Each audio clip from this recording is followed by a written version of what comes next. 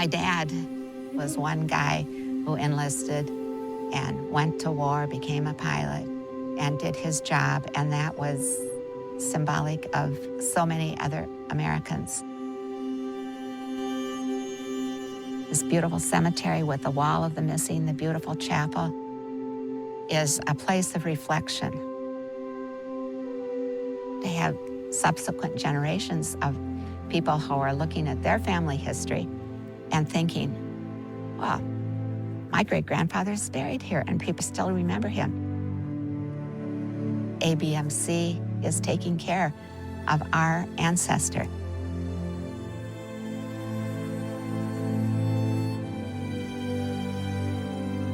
When people come to our sites, they're learning why this place is important, why these individual stories are important, why we continue to operate the way that we do.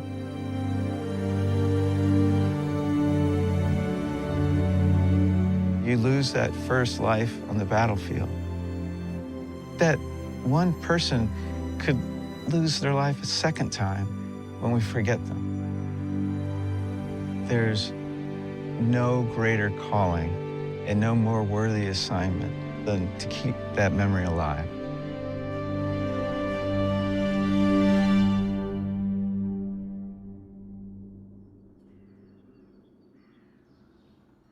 Mike Conley, Executive Director for Management of the American Battle Monuments Commission. 2023 is our centennial year. We were created in 1923.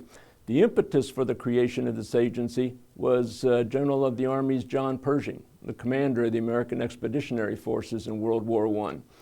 And, you know, we're known for our cemeteries, but we're the American Battle Monuments Commission, and what he was concerned about following the war was the proliferation of units, putting little monuments and markers. We were here, this is what we did. He wanted to bring a semblance of order to the national commemoration of what the American forces did in World War I. And so Congress created ABMC in 1923, and the mission that we were given then is the mission we have today, to commemorate the service of the armed forces. And again, we do that through the cemeteries and monuments and memorials that we administer and maintain worldwide. We're located in 17 countries, including the U.S. When we talk about markers, we're basically talking about plaques.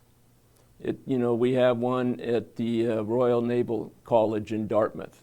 It's an 11th Amphibious Force marker because the Royal Naval College was the headquarters of the 11th Amphibious Force in World War II. And inside the administrative building, there's a plaque on the wall. And we refer to that as a marker. A monument would be a standalone structure that commemorates some specific activity. And a memorial has a little broader mission to it, a little broader messaging. It gets more into the war dead and the losses.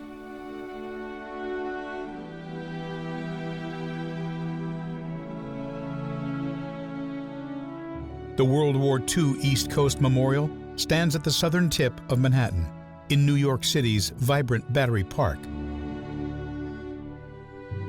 An 18-foot-high bronze eagle stands guard. 8 gray granite pylons bear the names of over 4,600 U.S. servicemen and women who were lost in the western waters of the Atlantic during World War II. Many died in the epic Battle of the Atlantic, the gigantic struggle between the Allies and the Germans to control that ocean. Over 2,500 miles away, the World War II West Coast Memorial stands on high ground in the Presidio of San Francisco, overlooking the Golden Gate Bridge and the Pacific Ocean. The center of the memorial is a sweeping gray granite wall. On the wall are the names of over 400 American servicemen and women missing in action or lost at sea in the American coastal waters off the Pacific during World War II. Beside it, a statue represents liberty.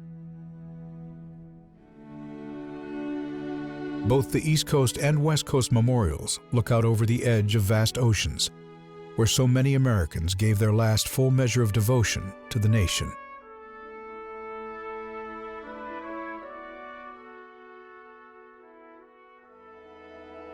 Heave ho, my lads, heave ho.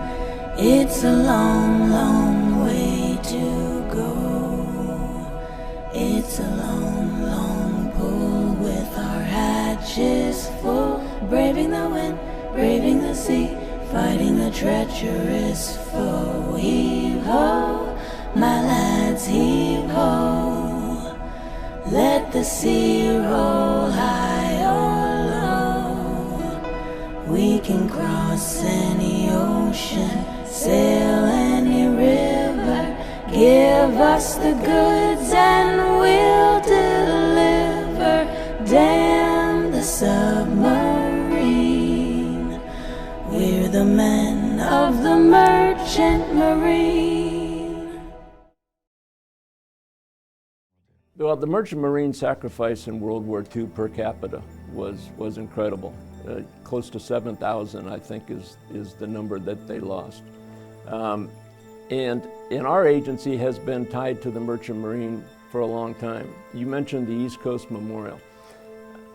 That was dedicated by President Kennedy in 1963, and it honors the Americans who died in the coastal waters of the Atlantic in World War II.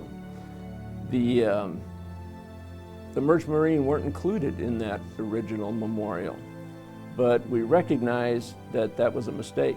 And so in 1991, on Veterans Day, there was an inscription added to the base of the eagle sculpture that is the centerpiece of that memorial, specifically honoring the Merchant Marine. Based on that experience, when we did the World War II Memorial on the National Mall, I was involved in that project. I wasn't with the agency when the inscription was added to the East Coast Memorial, but I was involved in the World War II Memorial. And you know, I had the opportunity to go out and speak to the American Merchant Marine veterans in Las Vegas at their last convention. And I jokingly told them, "You guys hammered us." I mean, I can't tell you how many letters, phone calls we received from the merchant mariners saying, "Don't forget us in the World War II Memorial." And I can't tell you how many times I said, "Look, we got you covered. You're going to be there. Don't worry about it." And the end result of that is on the flagpole bases, we have what we consider the 6 service seals, not the 5. And one of those seals is the Merchant Marine. And so it's right there with the other services in a significant commemoration of the World War II Memorial. When I was invited to speak in Las Vegas, I was asked to talk about the possibility of adding a commemorative element to the West Coast Memorial, which is in the Presidio in San Francisco. And I started doing some research, and I realized that in 1992, our Board of Commissioners actually voted to replicate what they did at the East Coast on the West Coast. And that was in January 92. In December of 1992, the Commission approved a design and a location for that commemorative element to be added. I can't find anything as to why it was never accomplished. But now, recognizing that it wasn't, and recognizing that the East Coast and West Coast are like mirrored memorials, the West Coast honoring the loss of Americans in World War II in the coastal waters of the Pacific, I took it to the Commission and said, we've got to do this. It's the right thing to do, and our Board of Commissioners unanimously said, yes, let's get it done. And so our executive architect went out,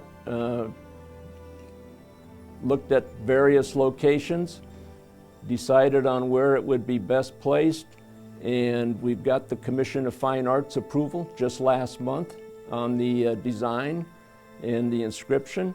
And right now the West Coast Memorial is undergoing a lot of renovations and some restoration work that we need to do. I mentioned that one of our priorities is bringing all of our monuments up to standard. So that's going on, and when that's done, then we'll contract out for the additional granite element, and then we're looking at April, May, we're going to dedicate that. And you know, I've talked about how our agency has been fulfilling a 100-year promise to the American people. Well, We made a promise in 1992 to the Merchant Marine, and now we're going to be fulfilling that promise. And so I'm looking forward to that, because I've become close to the Merchant Mariners through this process and through my interactions with them.